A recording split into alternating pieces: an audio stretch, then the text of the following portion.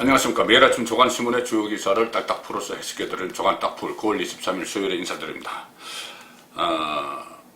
매일 아침 이 조간신문, 또 신문의 일면 톱 기사를 보면 그 시점에 이 사회 분위기 또 이슈 이런 것을 알 수가 있죠. 한눈에 쏙 들어옵니다.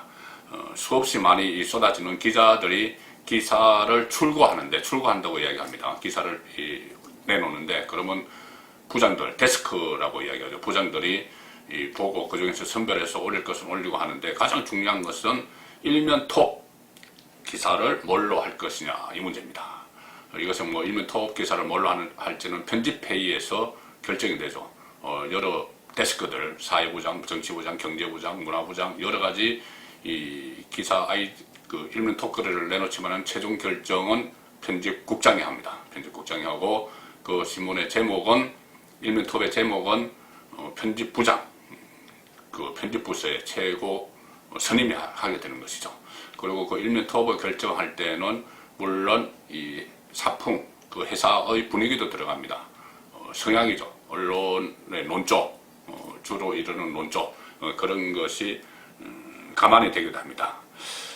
자, 그래서 오늘 일단 여러 가지 그 이슈들이 있습니다. 이슈들이 있는데 일면 톱으로 잡은 것은 조금씩 다른, 좀 결이 다른 그런 것들도 있습니다. 먼저 동아일보 일면 톱을 보시면은 이 통신비 지급 문제입니다. 처음에 통신비를 뭐 일정 세대에만 준다고 했다가 전 국민에게 다 준다고 했다가 그것이 무슨 뭐 포퓰리즘 이런 논란이 일어나니까는 어제 또 바꿨습니다. 그래서 동아일보 일면 톱은 오락가락 통신비 2만원, 35세부터 64세까지는 안 준다.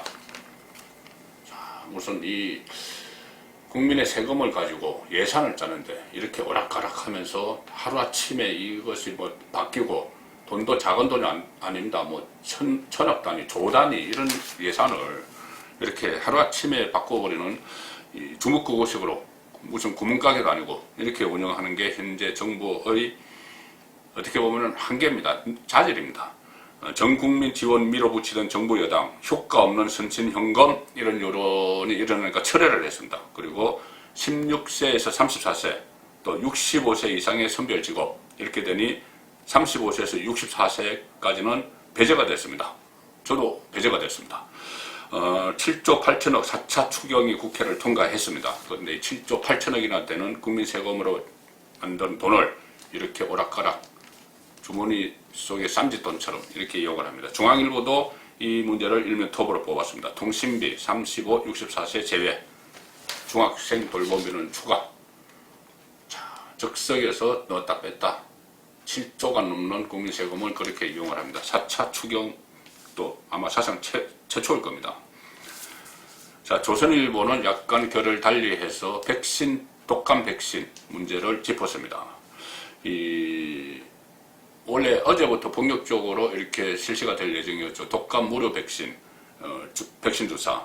이것도, 연령별로 좀 달랐습니다. 연령별로 달랐는데, 만약에 백신이 잘못됐다는 이야기가 있었죠. 유통에서 냉장 보관을 해야 되는데, 상온에서 보관을 해서 못 쓰게 됐다. 그런 게 그저께 밤 11시쯤에 갑자기 질병관리청에서 보도자료가 나와서 알려졌습니다. 자, 그 문제를 조선일보는 짚었습니다.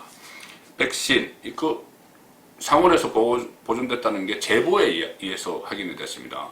질병관리청이 직접 확인한 것이 아니고, 그래서 그런 백신 제보가 없었다면은 우리 아이가 맞았다.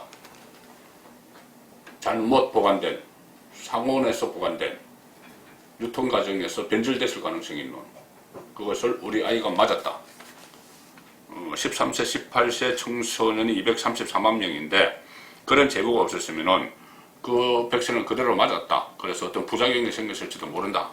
그런 지적을 하는 겁니다. 질병관리청 요즘 정은경 청장이 거의 매일 TV에 나와서 그날 상황을 보고하고 국민들에게 보고하고 있죠. 처음에는 그 상황이 상당히 중요하다 이렇게 느끼는 것이 대부분이잖아요. 최근 들어서는 과연 이렇게까지 8개월 동안 매일 아침 이렇게 관리청장이 직접 나와서 보고를 하면서 어떤 사회적으로 좀 꽁꽁 얼어붙는 그런 분위기를 만드는 것이 맞느냐 이런 논란도 일어나고 있습니다. 물론 감염 당국과 그것도 감염 뿐이 아니고 사회 전반을 이렇게 봐야 되는 어떤 경기 활성화를 봐야 되는 이쪽에 다른 시각도 있지만은 과연 8개월 동안 질병관리청장, 그제는 질병관리본부장이었죠. 계속 이렇게 아침마다 나와서 브리핑을 하는 것이 맞느냐? 차라리 그 시간에 이 감염 대책을 총지휘하는 게 낫지 않느냐? 그런 지적도 나오고 있습니다. 자, 진보 성향 언론이죠. 진보 성향 언론 경향신문은 전혀 딴 문제를 일면 톱에 올렸습니다. 문재인 대통령이 유엔 총회에서 화상으로 기조연설을 했는데 그것이 일면 톱을 올렸습니다.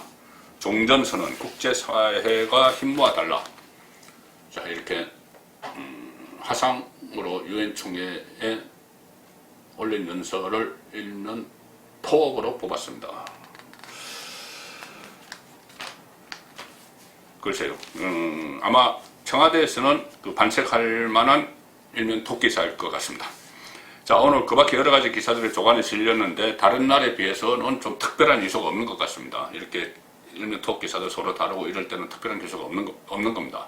어떤 확실한 쟁점이 있으면 일면 톱기사가 쫙 그쪽으로 가죠. 그래서 좀 논조에 따라서 해석하는 방법은 다르지만은 주제는 똑같습니다. 그런데 오늘은 서로 다른 일면 톱이 다른 것에서 보듯이 확실한 이슈는 없는데 추미애 법무부 장관에 대한 여진, 논란의 여진은 계속되고 있습니다.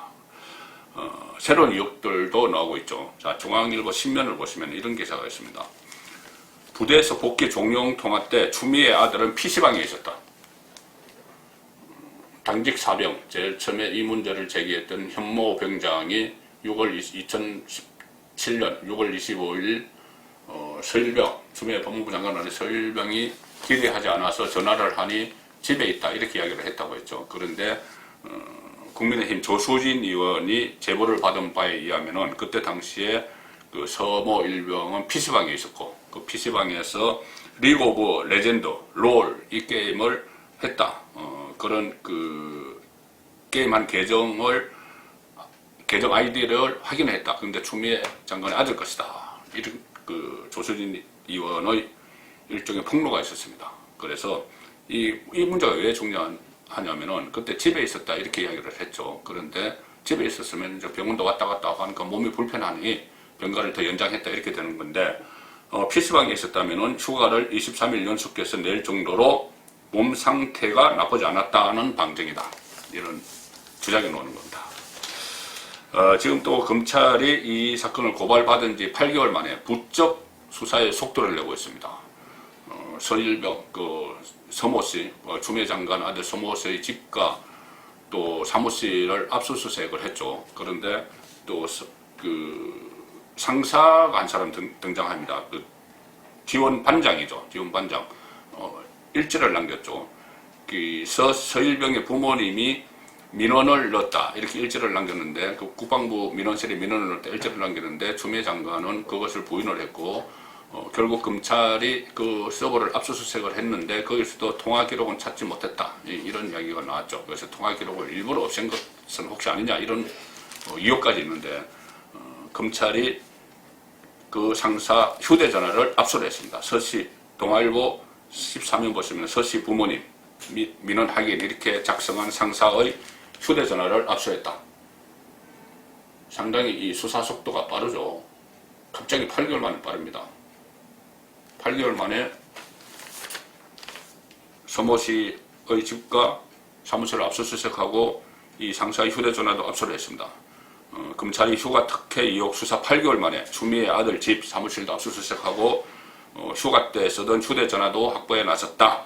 자, 이렇게 되고 있습니다. 그래서 그 면담 일지를 작성한 상사의 휴대전화도 압수를 하고, 자, 이렇게 되면은 이 검찰이 고발받은 지 8개월 만에 부쩍 강제 수사에 나선 이 이유가 상당히 궁금해집니다.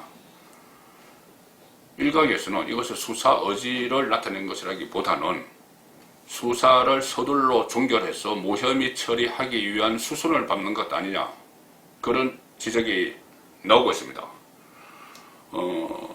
왜 그러냐면은 문재인 대통령이 최근에 추미애 장관을 재신임했죠. 사실상 재신임했습니다. 그 권력기관 개혁회의에서 다른 사람들은 쭉 앉아있는데 추미애 장관과 같이 동시에 입장을 하면서 국민들이 보란 듯이 추미애 장관은 끄떡없다. 앞으로 개혁을 다 해나갈 거다. 이렇게 메시지를 던졌습니다. 그러니 그게 발맞춰서 검찰도 서둘러 수사를 종결하려고 하는 것 같습니다.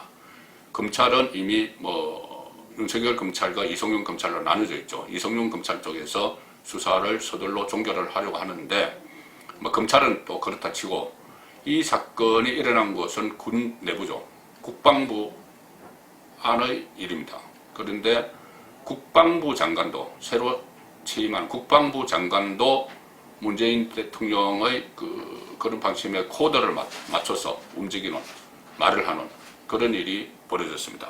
오늘 제가 드릴 핵심적인 이야기입니다.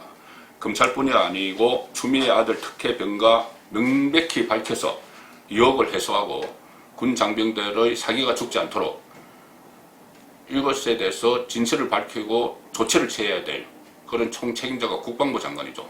그런데 국방부 장관이 문재인 대통령이 힘을 실어준 권력 정권의 실세, 법무부 장관에게 아첨을 하는 그런 장면이 노출이 됐습니다. 자, 어제 그제 추미애 법무부 장관의 발언이 화제가 됐죠. 국회에서 법사위에서 이 마이크가 켜져 있는 줄 모르고 그런 이야기를 했었죠. 김도업 국민의힘 의원을 향해서 어이가 없다. 국회의원 하기 잘했지. 검사 계속했으면 죄 없는 사람 여럿 잡을 뻔했다. 이런 이야기를 했습니다. 자, 그런데 그 말을 나오게 만든 촉발시킨 인물이 바로 국방부 장관, 신임 국방부 장관 서욱입니다. 중앙일보에서 오늘 그 부분을 짚었습니다. 사면을 보시면은 이 야권 발로 이야기가 나오지만 사실 야권이 굳이 이야기하지 않더라도 서 국방장관 발언이 더 충격이다. 취임 직후부터 실세, 심기 관리하나. 실세, 추미애, 심기 관리하나. 국방부 장관이 법무부 장관의 눈치를 살피면서 일종의 아첨을 하는 그런 내용입니다. 뭐냐면 그때 이 추미애 장관이 어이없네 이런 발언을 한 계기가 서욱 국방부 장관이 옆에서 요즘 많이 불편하시죠? 많이 불편하죠? 이렇게 물었습니다. 거기에 대한 대답이, 추미애의 대답이 그런 거였죠. 어이가 없다. 김도업 의원을 향해서 비판을 하는 그런 말이 나왔습니다. 그래서 결국은 엊그제까지 군복을 입던 현역이었는데 그런 정치적인 모습을 보인 것은 정말 안타깝다. 이것은 군 출신의 이야기입니다. 그리고 하태경 국민의힘 의원은 이렇게 이야기했습니다. 국방부는 이번 추 장관 아들 특혜 논란의 당사자다. 사실관계를 확인할 자료조차 지금 모두 폐기를 하고 부실관리에 은폐라고 볼 수밖에 없는 이런 판에 국민께 사과해도 모자랄 정도인데 국회에서 추 장관 심기만 걱정하고 있다. 상당히 저는 이것이 문제라고 봅니다. 서울 국방부 장관이 많이 불편하죠. 우리 국방부가 지금 열심히 은폐를 하고 있는데 그래도 불편하시죠? 이런 말까지도 들립니다. 왜냐하면 국방부가 제대로 자료를 내놓지 않고 해명에만 급급한 모습을 보이기 때문에 그럽니다. 그런데 그 국방부의 수장, 국방부 장관이 논란의 당사자인 추미애 장관에게 많이 불편하시죠? 우리 때문에 불편하시죠? 이런 말 같기도 합니다. 자, 그런 문제점들 결국은 법치를 수호해야 할 법무부 장관, 국민의 생명을 지켜야 할 국방부 장관이 이 법치를 어긴 의혹이 있는 법무부 장관에게 일종의 아첨을 하는 그런 상황이 벌어지고 있습니다. 모든 책임은 대통령에게 있겠죠. 코드 인사, 어떤 본인의 성향에 맞는 정권의 입맛에 맞는 사람들만 장관에 앉히니 이런 일이 일어나는 겁니다. 정권에 순종하는 인물들, 그래서 인사권자의 문재인 대통령의 결국 책임인데 문재인 대통령은 지금 일어나고 있는 일들을 전부 검찰 아니면 언론에 돌리고 있습니다. 언론 탓, 검찰 탓. 자, 오늘 기자협회부가 지력 2,000호를 맞았습니다. 그래서 문재인 서면 인터뷰를 했는데 이렇게 이야기합니다. 서면 인터뷰에서 비판의 자유 만개한 시대에 언론 신뢰 하락은 아이러니. 언론 신뢰가 하락했다. 비판의 자유는 다 보장해 주는데 언론의 신뢰가 하락해서 아이러니다. 이것을 기자들이 이 보는 기자협회부에 당당히 이야기를 했습니다. 이야기를 하면서 어떤 언론은 정당처럼 느껴진다. 정파가 앞서면서 진실은 뒷전이다. 어떤 언론, 공영방송은 최근에 여러 가지 정권의 입맛에 맞는 보도만 계속하고 있습니다. 그래서 정파가 앞서서 진실은 뒷전이죠. 우선 뭐 청부 보도 이유까지 있었습니다. 이른바 검언 유착 사건 때 청부 보도 이유까지 있었는데, 그래서 정파가 앞서면서 진실은 뒷전이다. 그러면은 지금 공영방송, 평파된 공영방송에 대고 이야기를 해야죠. 그런데 지금 다른 쪽을 향하고 이야기하고 있습니다. 그리고 사회에 정파성이 만연해 있다. 이렇게 이야기합니다. 사회에 정파성이 만연되게 만든 장본인은 문재인 대통령이죠. 그동안 위기 때마다 국민 갈라치기를 하면서 정파를 나눴고 좌우 다 나눠서 갈라치기 하면서 위기를 돌파해왔습니다. 추미애 사태도 마찬가지죠. 추미애 장관이 그런 의혹이 있는데도 같이 입장을 하면서 신임을 이렇게 실어주니까 추미애 장관이 오히려 더 득이양양해서 국회에서 그런 말을 하는 것이고, 그러니 눈치를 살핀 국방부 장관까지 아첨을 하면서 이렇게 정파성이 만연하게 되는 그런 상황인데, 그것을 오히려 문재인 대통령은 남말하듯이 하고 있는 겁니다. 8월 23일 조간 딱 풀렸습니다.